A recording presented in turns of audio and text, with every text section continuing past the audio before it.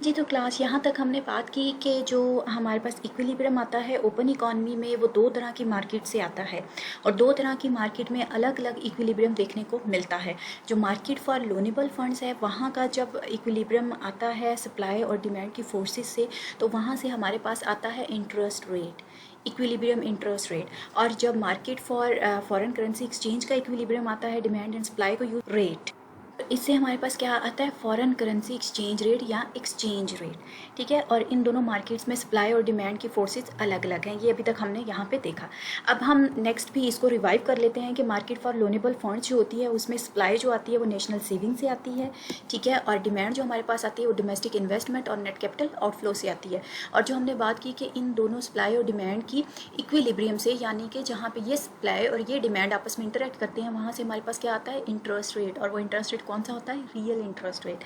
ठीक है, तो ये बात होगी हमारी मार्केट फॉर लोनेबल फंड्स की। अब नेक्स्ट मार्केट हमारे पास जो है वो आती है market for foreign currency exchange. लेकिन उससे पहले हमने थोड़ा सा डिस्कस करना है कि नेट कैपिटल आउटफ्लो का स्लोप कैसा होता है। नेट कैपिटल आउटफ्लो जो है वो डिमांड को डिनोट कर रहा है मार्केट फॉर लोनेबल फंड में। ठीक है, और इसका स्लोप जो है वो डाउनवर्ड स्लोपिंग है। ठीक है, स्लोप्स डाउनवर्ड। और इक्विलिब्रियम से क्या आता है? इंटरेस्ट रेट, जैसे कि यहाँ पे हमने बताया। ठीक है, अब हमने बात करनी है market for foreign currency exchange. Market for foreign currency exchange में सप्लाई हमारे पास आती है नेट कैपिटल आउटफ्लो से। ठीक है, और डिमांड हमारे पास आती है नेट एक्सपोर्ट से। और इन दोनों के इक्विलिब्रियम से, यानी कि जहाँ पे ये सप्लाई और डिमांड आपस में इंटरेक्ट करती हैं या क्रॉस करती हैं, वहाँ पे क्या आता है हमारे पास? इक्विलिब्रियम। और इस इक्विलिब्रियम पॉइंट पे हमारे पास रियल एक्सचेंज रेट आता है, जिसको हम ई बोलते हैं। ठीक है बच्चों, अब इन सारी बातों को हम लोग देखेंगे ग्राफ के थ्रू। इस ग्राफ में देखिएगा हम लोग ड्रॉ कर रहे हैं नेट कैपिटल आउटफ्लो, जो कि डिपेंड करता है इंटरेस्ट रेट पे, वो डिपेंड नहीं करता एक्सचेंज रेट पे। ठीक है, अब नेट कैपिटल आउटफ्लो का ग्राफ जो है वो मैं आपको स्क्रीन पे शो कर रही हूँ। नेट कैपिटल आउटफ्लो वो वाला वेरिएबल है जो कि दोनों में जो है वो एक लिंक प्रोवाइड कर रहा है दोनों मार्केट्स में। ठीक हो गया। और यहाँ पे जो है नेट कैपिटल आउटफ्लो वो ज़ीरो भी हो सकता है, वो नेगेटिव भी हो सकता है, और वो पॉजिटिव भी हो सकता है। पॉजिटिव का मतलब ये है कि नेट कैपिटल आउटफ्लो हो रहा है, नेगेटिव का मतलब ये है कि नेट कैपिटल आउटफ्लो नहीं हो रहा। और नेगेटिव वैल्यू ये डिनोट कर रही है कि नेट कैपिटल आउटफ्लो की बजाय पैसा बाहर जाने की बजाय पैसा आ रहा है, यानी कि नेट कैपिटल इनफ्लो हो रहा है। ठीक है, और नेट कैपिटल आउटफ्लो जो है ये इंक्रीज और डिक्रीज किसके अकॉर्डिंग होता है? रियल इंटरेस्ट रेट के ऊपर ये डिपेंड कर रहा होता है। ये एक्सचेंज रेट पे डिपेंड नहीं करता, ये रियल इंटरेस्ट रेट पे डिपेंड करता है। Because a higher domestic real interest rate makes domestic assets more attractive, it reduces net capital outflow. जब हायर डोमेस्टिक इंटरेस्ट रेट होगा, रियल इंटरेस्ट रेट होगा, तो कैपिटल आउटफ्लो कम होगा, क्योंकि हमें डोमेस्टिक एसेट्स पे ज़्यादा इंटरेस्ट मिल रहा है। जब हमें ज़्यादा इंटरेस्ट अपने एसेट्स पे मिल रहा है तो हम बाहर के एसेट्स को परचेज करके ज़्यादा इंटरेस्ट अर्न नहीं करेंगे, क्योंकि हमें अपने डोमेस्टिक कंट्री में जो है वो हायर इंटरेस्ट रेट, अच्छा इंटरेस्ट रेट जो है वो मिल रहा है। ठीक है, अभी तक हमने ये पढ़ा कि equilibrium market for loanable funds का कैसा होता है और market for foreign currency exchange का किस तरह से होता है, और एक वेरिएबल जो नेट कैपिटल आउटफ्लो है उसका ग्राफ किस तरह से होता है और वो कैसे डिपेंड कर रहा होता है रियल इंटरेस्ट रेट के ऊपर। और ये वो वेरिएबल है जो कि इन दोनों को आपस में लिंक करता है। अब बारी बारी स्क्रीन पे मैं ग्राफ ड्रॉ करूँगी मार्केट फॉर लोनेबल फंड्स का, देन नेट कैपिटल आउटफ्लो का, जो कि इन दोनों में एक कॉमन वेरिएबल है जो लिंक प्रोवाइड करता है। देन मैं ड्रॉ करूँगी फॉरेन करेंसी एक्सचेंज मार्केट का ग्राफ। सबसे पहले देखिएगा मार्केट फॉर लोनेबल फंड्स।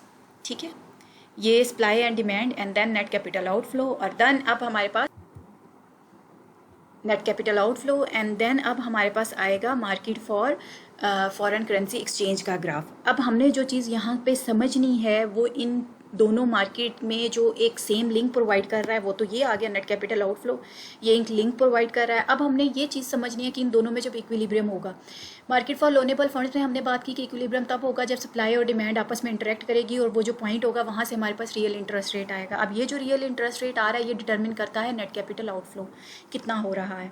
ठीक है, यानी कि ये जो R1 है वही R1 यहाँ पे उसका लेवल हम देख लेंगे कि नेट कैपिटल आउटफ्लो हो रहा है, इनफ्लो हो रहा है, या जीरो वैल्यू आ रही है। ठीक है, अब ये जो हमारे पास नेट कैपिटल आउटफ्लो आएगा,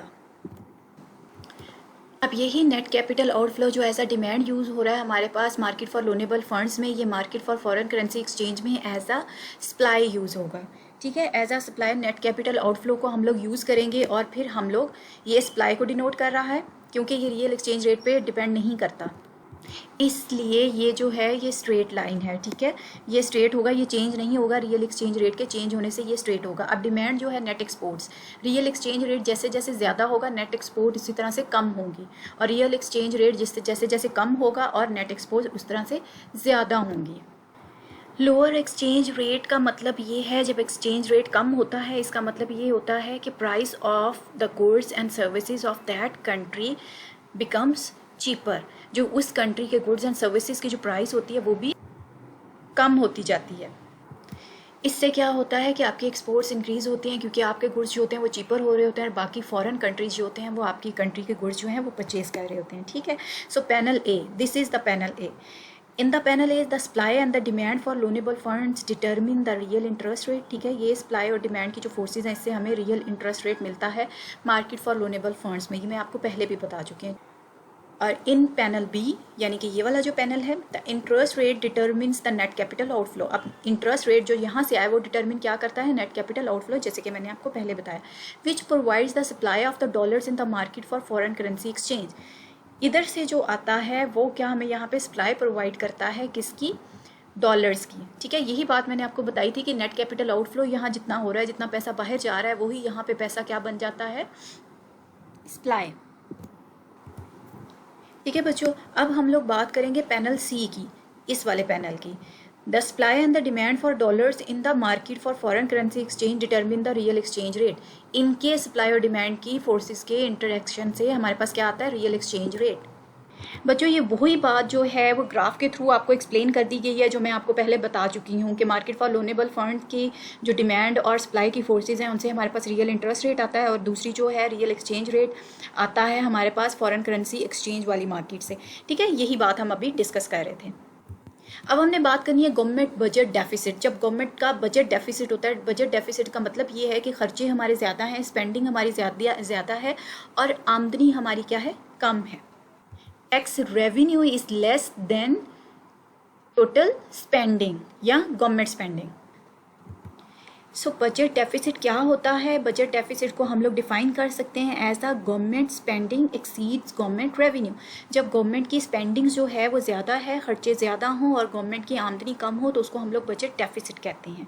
और बजट डेफिसिट के होने से क्या क्या चीज़ें रूनुमा होती हैं, इकॉनमी पे क्या असरअंदाज होता है, वो हम लोग फोर्सेस देख लेते हैं, कौन से इम्पैक्ट्स आते हैं। सबसे पहला ये होता है कि नेगेटिव पब्लिक सेविंग होती है, यानी कि जो पब्लिक सेविंग हुई होती है वो क्या कर जाती है, वो डिक्रीज़ हो जाती है।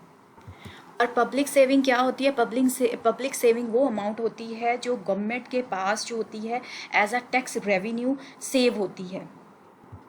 सेव कैसे होती है, after paying for its spending. Government अपनी स्पेंडिंग निकाल के जो गवर्नमेंट के पास टैक्स का पैसा बचता है उसको पब्लिक सेविंग कहते हैं। एक नेशनल सेविंग होती है, नेशनल सेविंग दो सेविंग का मजमुआ होती है, पब्लिक एंड प्राइवेट। और पब्लिक सेविंग वो होती है जो गवर्नमेंट के पास पैसा बचा होता है, ठीक है, after spending, after their spending. और प्राइवेट सेविंग वो होती है जो लोगों के पास, हाउस होल्ड्स के पास, इंडिविजुअल्स के पास, हम और आपके पास पैसा बचा होता है खर्चे करने के बाद। सो बजट डेफिसिट में क्या होता है, पब्लिक सेविंग कम हो जाती है जो कि गवर्नमेंट के पास पैसा होता है, ठीक है। और दूसरा क्या होता है, रिड्यूसिस नेशनल सेविंग। जब पब्लिक सेविंग कम होगी तो उससे नेशनल सेविंग भी कम होगी, क्योंकि नेशनल सेविंग जो है वो पब्लिक सेविंग और प्राइवेट सेविंग का मजमुआ है। और जब नेशनल सेविंग कम होगी या ओवरऑल सेविंग जब कम होगी तो इससे क्या आता है, हमारे पास सप्लाई ऑफ लोनेबल फंड्स कम हो जाती है, क्योंकि सप्लाई ऑफ लोनेबल फंड जो थी वो कहाँ से आ रही थी, हमारे पास नेशनल सेविंग से, ठीक हो गया। अब जब सप्लाई ही नहीं है फंड्स की तो इसकी वजह से क्या हो जाएगा, इंटरेस्ट रेट इंक्रीज़ हो जाएगा ताकि लोन की डिमांड कम हो सके। और जब फंड्स ही नहीं है तो नेट कैपिटल आउटफ्लो भी रिड्यूस हो जाएगा। और अल्टीमेटली इससे क्या होगा, क्राउड आउट डोमेस्टिक इन्वेस्टमेंट। हमारी डोमेस्टिक इन्वेस्टमेंट जो है वो भी कम हो जाएगी क्योंकि हम जा ही खसारे में रहे हैं, ठीक है। And decrease in the supply of the foreign currency exchange. Foreign currency exchange की सप्लाई कहाँ से आती है, नेट कैपिटल आउटफ्लो से। और नेट कैपिटल आउटफ्लो जब डिक्रीज़ हो रहा है, नंबर 5 पॉइंट में, रिड्यूसेस नेट कैपिटल आउटफ्लो। जब नेट कैपिटल आउटफ्लो डिक्रीज़ हो रहा है तो इससे क्या होगा, decrease in the supply of foreign currency exchange. Ultimately आपकी नेट एक्सपोर्ट्स जो हैं वो भी फॉल कर जाएंगी। और जब आपकी नेट एक्सपोर्ट्स फॉल करेंगी, उसके फॉल करने से आपका ट्रेड बैलेंस जो है वो भी डेफिसिट की तरफ जाएगा, यानी कि ट्रेड डेफिसिट हो जाएगा। मीन्स के इंपोर्ट्स आपकी इंक्रीज़ हो जाएंगी और एक्सपोर्ट्स आपकी कम। अब ये सारे जो इफ़ेक्ट हमने डिस्कस किए, जो डिफरेंट मार्केट्स हैं, मार्केट फॉर लोनेबल फंड और फॉरेन करेंसी एक्सचेंज मार्केट, उनमें हम देखते हैं, हमने बात की कि बजट डेफिसिट से क्या होता है, supply of loanable funds reduce हो जाती है, यानी कि S1 से सप्लाई जो हमारी मूव कर जाएगी S2 की तरफ, और उसकी वजह से हमारे पास क्या आ जाएगी, quantity of loanable funds demanded कम हो जाएगी, ठीक है, और रियल इंटरेस्ट रेट इंक्रीज़ हो जाएगा, ठीक है। ये इफ़ेक्ट्स हैं जो कि बजट डेफिसिट की होंगी। इसी तरह market for foreign currency exchange पे क्या इफेक्ट होगा, सप्लाई जो है वो कम हो जाएगी, क्यों, किसकी वजह से, क्योंकि नेट कैपिटल आउटफ्लो जो है वो रिड्यूस हो रहा है। नेट कैपिटल आउटफ्लो जब रिड्यूस होगा तो इससे हमारी जो सप्लाई है फॉरेन करेंसी एक्सचेंज मार्केट की वो क्या हो जाएगी, रिड्यूस हो जाएगी, क्योंकि ये दोनों मार्केट्स आपस में लिंक्ड हैं, और ये लिंक्ड किसकी वजह से हैं, इस वेरिएबल की वजह से हैं, क्योंकि इस मार्केट की वजह से ये वाला वेरिएबल कम हुआ और इसके कम होने से इस मार्केट में भी सप्लाई कम हो गई, ठीक है बच्चों। अब यहाँ पे एक पॉलिसी की बात की गई है, ट्रेड पॉलिसी। जिस तरह से हमने बजट डेफिसिट को जो है वो स्टडी किया, इसी तरह से अब हम ट्रेड पॉलिसी को हम स्टडी करेंगे। ओपन इकॉनमी का एक बहुत ही इम्पॉर्टेंट पॉलिसी है ये, जिसको हमने इस चैप्टर में जो है वो कवर करना है। अब ट्रेड पॉलिसी में दो मोस्ट इम्पॉर्टेंट ट्रेड पॉलिसी में जो है दो मोस्ट इम्पॉर्टेंट जो है इसकी वो टाइप्स कह लें या इसकी काइंड्स कह लें या इसकी फॉर्म्स कह लें, जो कि यहाँ पे यूज़ होती हैं एज अ ट्रेड पॉलिसी। उससे पहले अगर हम ट्रेड पॉलिसी की बात करें तो ट्रेड पॉलिसी एक गवर्नमेंट पॉलिसी है, ठीक है, जो कि डायरेक्टली इन्फ्लुएंस करती है quantity of goods and services, यानी कि exports and import. So trade policy is that policy which directly influences the quantity of goods and services that a country import or exports.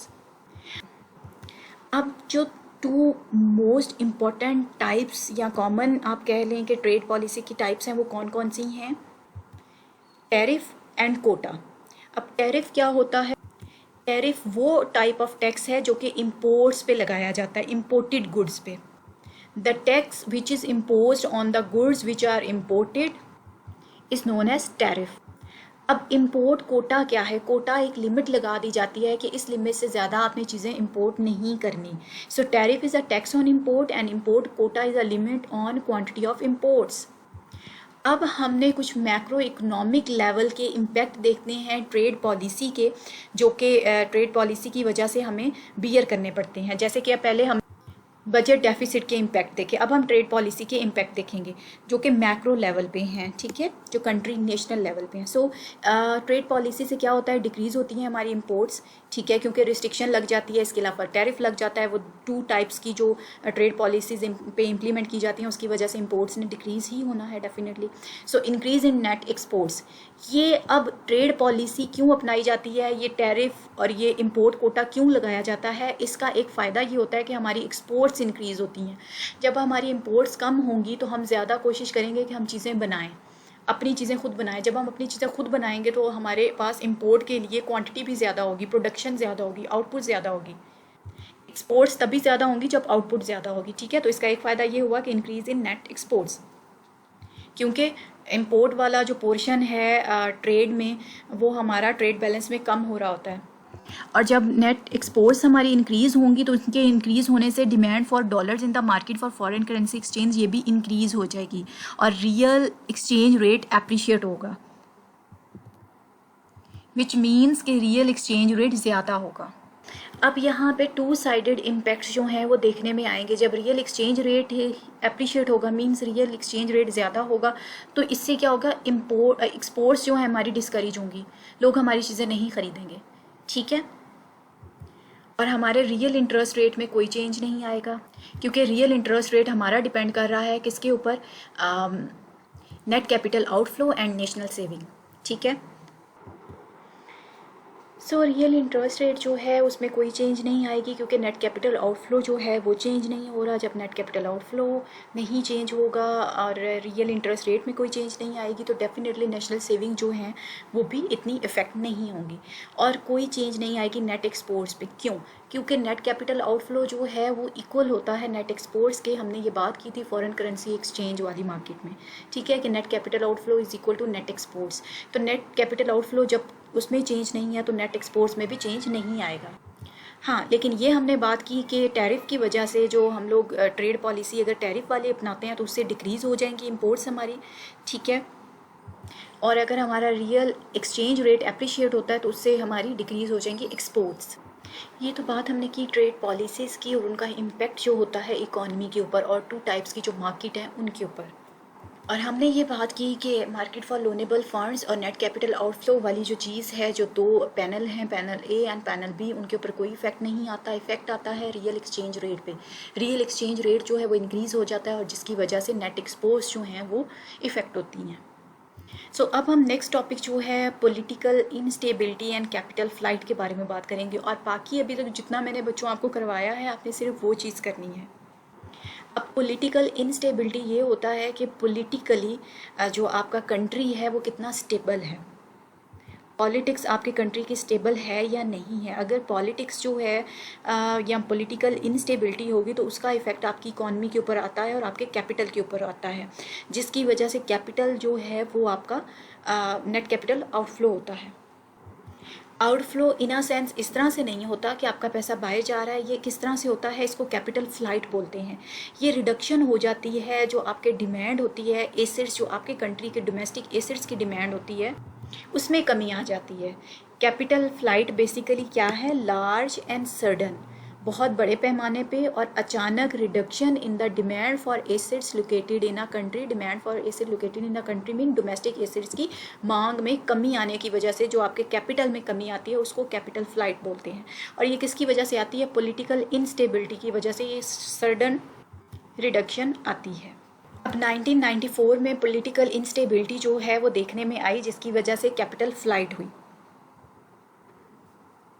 अब लोगों ने क्या कर दिया, लोगों ने डिमांड कम करना शुरू कर दी मैक्सिकन एसेट्स की, क्योंकि मैक्सिको की क्या हुई, पॉलिटिकल इंस्टेबिलिटी। लोगों ने क्या कहा कि मैक्सिको तो कंट्री ऐसा है जो कि पॉलिटिकली स्टेबल नहीं है, सो हमें यहाँ पे रिस्की एसेट्स नहीं खरीदने चाहिए। जिन लोगों ने ख़रीदे थे उन्होंने भी सेल कर दिए, ठीक है। और फिर उन्होंने क्या किए, यूएस के एसेट्स बाय करना शुरू कर दिए एज अ सेफ साइड।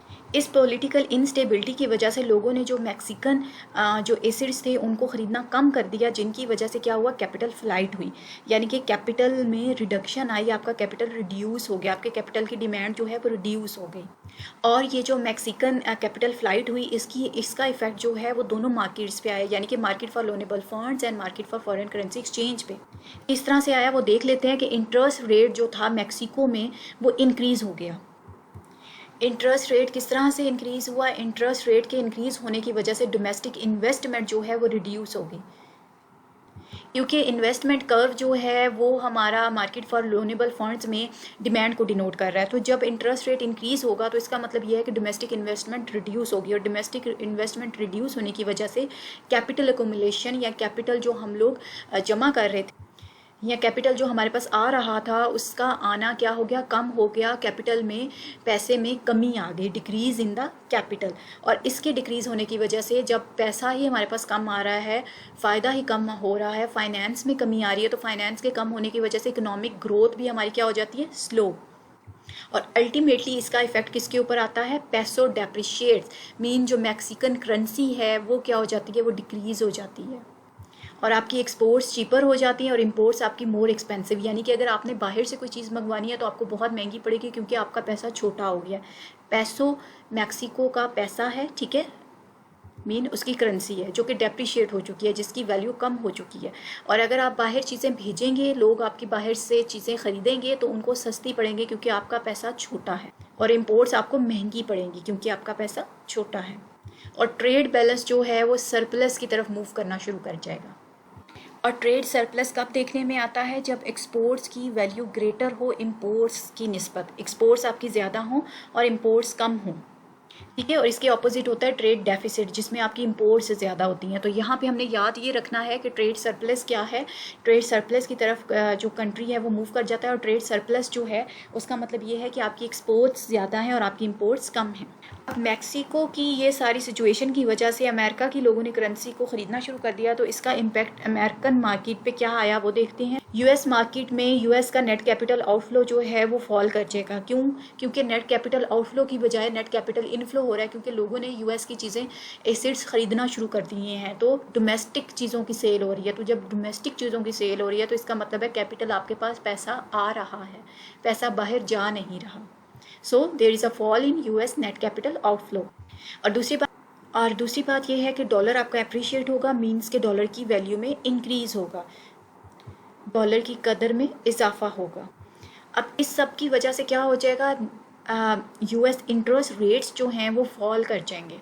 इससे पहले इंटरेस्ट रेट हाई थे, जब लोगों ने ज़्यादा से ज़्यादा इन्वेस्टमेंट करना शुरू कर दी तो अल्टीमेटली क्या होता है कि प्राइस नीचे जाना शुरू कर देती है, इंटरेस्ट रेट फॉल होना शुरू हो जाते हैं।